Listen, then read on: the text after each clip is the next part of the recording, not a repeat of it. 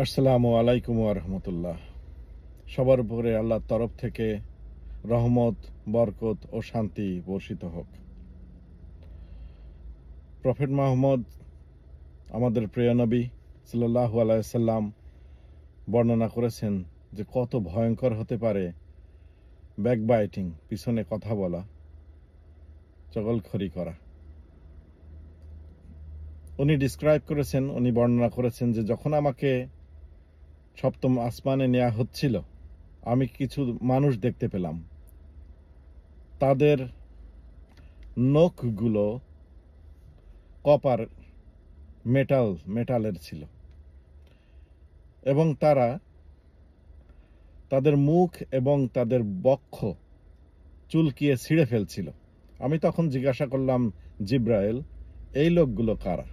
তখন জিব্রাইল আমাকে বলল যে এরা যারা ব্যাকবাইটিং করত এবং মানুষের সম্মানটাকে সম্মানহানি করত। সুনান আল আবু দাউদ 4878 নম্বর হাদিসে এসেছে।